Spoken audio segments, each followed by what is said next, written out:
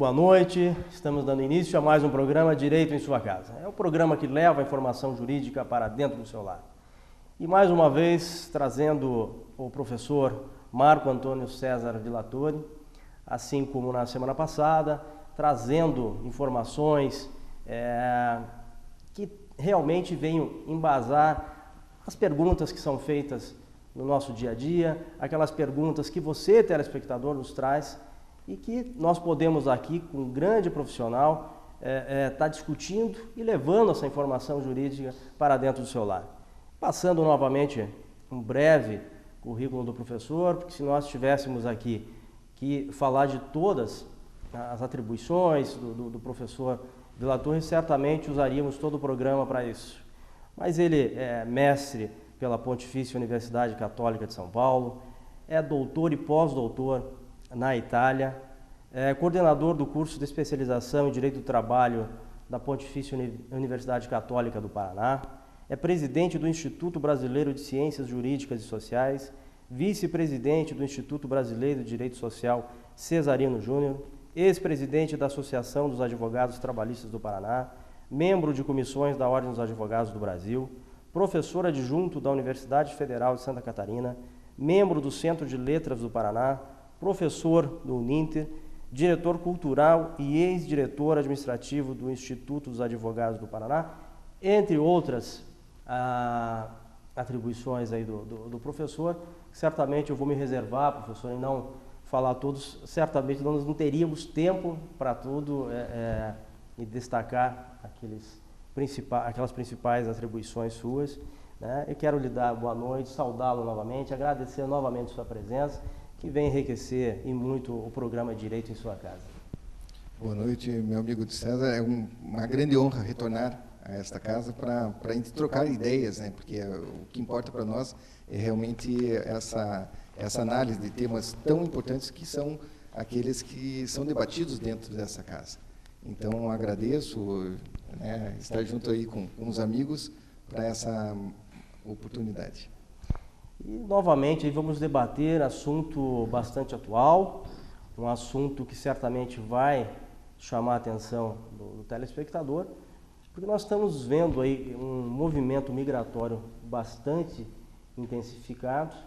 Nós vemos hoje a questão dos sírios, mas não vamos ater só na questão dos sírios, porque nós temos aqui no nosso país uma situação que beira muitas vezes a escravidão, que são bolivianos que vêm para cá, outros povos que vêm, que migram para cá e que acabam entrando numa situação de um trabalho intensificado. Eu primeiramente vou perguntar, professor, a respeito da migração dos sírios. A partir do momento que ele é integrado no cenário europeu, como é que fica a situação dele como trabalhador? Ele passa a ser um cidadão com todos os direitos lá, ele vai ser inserido no mundo do trabalho. Como é que vai ficar a situação do sírio no mundo europeu?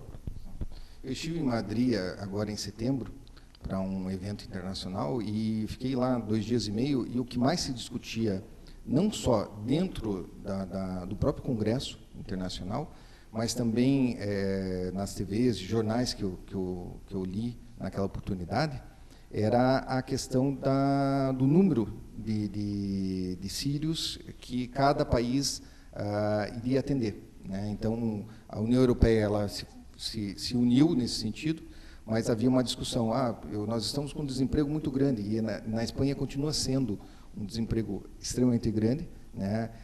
Para ter uma ideia, em torno de 50% dos jovens abaixo de 24 anos estão desempregados. Então, é uma realidade ainda difícil, cruel, da crise econômica, mas não podemos deixar de lado também a questão social, né? Os direitos humanos, porque hoje são os sírios, amanhã os próprios espanhóis, os brasileiros. Nós podemos entrar numa guerra civil e ter o mesmo problema, né? Então, é uma questão não é só de sobrevivência, é uma questão que vai muito além disso.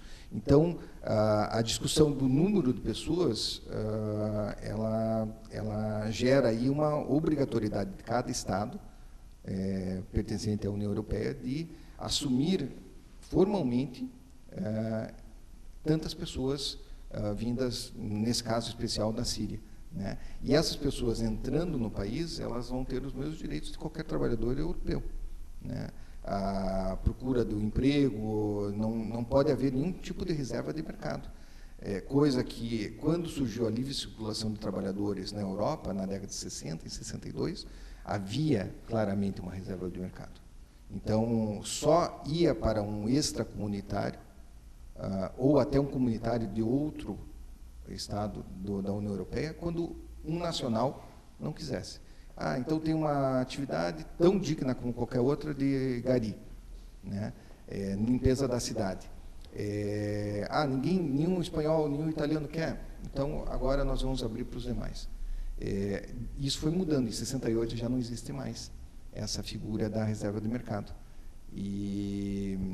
Então, tomara que continue existindo essa situação, inclusive para esses migrantes em situação de risco de uma guerra civil, como está acontecendo lá.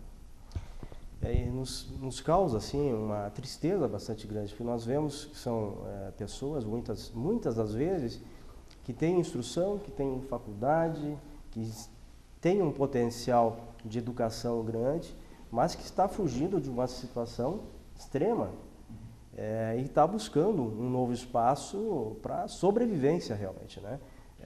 Quer ver seu filho poder se estabelecer, crescer, se desenvolver. Agora, nós tocamos nesse assunto migratório, né, porque está chamando muita atenção do mundo a questão dos sírios. Mas aqui mesmo no país, nós temos uma realidade também bastante delicada. Nós vemos trabalhadores vindo de fora, migrando para cá, vindo da Bolívia e de outros países, que se encontram numa situação de escravidão praticamente, né? Trabalhando muitas e muitas horas, sem condições mínimas de higiene. Então, pudesse falar um pouquinho para nós desse processo aí, professor? Pois não. Há algum tempo atrás, uns 10 anos atrás, eu lendo uma reportagem, eu acabei indo procurar mais subsídios e acabei elaborando um artigo que foi pedido por uma revista jurídica argentina, né, sobre os trabalhadores bolivianos no centro de São Paulo. E o que acontece? Realmente é um trabalho análogo de escravidão, né? Eles trabalhavam, nesse caso específico, na Galeria Pagé, que é no centro nervoso de São Paulo, e trabalhavam de sol a sol. Então, amanhecia o dia, eles começavam a trabalhar, e quando começava a anoitecer, eles se preparavam e dormiam ao lado das máquinas de costura. E daí a Polícia Federal acabou descobrindo, acabou deportando esses bolivianos em retorno para o seu país, mas eles reclamavam dizendo que eles estavam numa situação muito melhor que a situação vivida no próprio país naquele momento, em que eles não tinham emprego, não tinham condições de se alimentar, e aquilo lá, pelo menos, fazia com que eles pudessem passar uma parte do ganho deles para as suas famílias. Então, é uma realidade triste, é uma realidade que a gente tem que sempre repensar. Por quê? Porque o mundo precisa ver a situação, não só com relação ao Brasil, mas um auxílio humanitário na própria Bolívia. Se eles estão numa situação dessas, vamos tentar mudar a realidade local para que eles não precisem migrar para procurar um emprego, para procurar renda, para procurar uma vida mais digna. Então, o Brasil poderia fazer de uma forma, muita gente diz, não, há desemprego. É a mesma reserva de mercado que a gente viu lá na Europa na década de 60, continua aqui. Eu mesmo trabalhei, fomos 7 consultores selecionados num certame no Mercosul. Em 2005 e 2006, nós trabalhamos elaborando uma base da livre circulação de trabalhadores.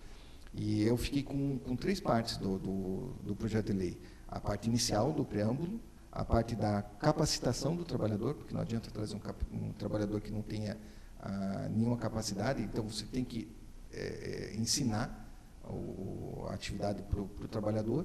E a última era da Previdência Social, né, porque não adianta nada vir trabalhar em outro país e depois não poder ter uma previdência, uma aposentadoria para essa pessoa. E esse trabalho ele foi exposto em torno para 100 pessoas, dentre sindicalistas, dentre membros dos próprios governos. Lá, naquela época, em 2006, eram 4 estados partes do Mercosul: Brasil, Argentina, Paraguai e Uruguai. Hoje tem a Venezuela também. E incrível como as pessoas falavam: não, porque nós não temos emprego no nosso país, nós não podemos abrir as nossas porteiras para trabalhadores de outros países. Gente, o know-how de um argentino vindo para o Brasil, o know-how de um uruguaio vindo para o Brasil, lá eles têm uma atividade diferente, eles podem trazer ideias novas para nós. Por que não abrir essa hipótese? Até porque nós sabemos que nas fronteiras nós temos o trabalhador. Eu fui dar uma palestra em Santana do Livramento, que faz fronteira seca com Riviera, no Uruguai, e os trabalhadores domésticos da região eram todos uruguaios, ganhando meio salário mínimo. Então, muitos brasileiros aviltavam a figura do trabalhador, porque se ele quiser, ele vem a trabalhar aqui, vai ganhar menos do que... E outra, se ele quiser aprontar, eu vou dizer que ele é irregular, ele nunca mais vai passar a fronteira, sabe, como uma ameaça. Então, nós precisamos colocar em mente que todos podemos ser aquele daqui a um tempo. E temos que nos ajudar mutuamente mesmo, né? Há trabalho para todos? Há. Só precisamos mais de organização para esse fim, né? E legislação nós temos. Está certo que a lei do migrante é de 1980, mas há como aplicar essa legislação. Ou, se não está boa, vamos mudar. Existe congresso para isso. Vamos refazer. Boa noite, doutor de César. Muito boa noite, professor. Boa noite, telespectador. Falando na imigração, isso é uma realidade. Eu acho que o mundo sempre passou por isso, né?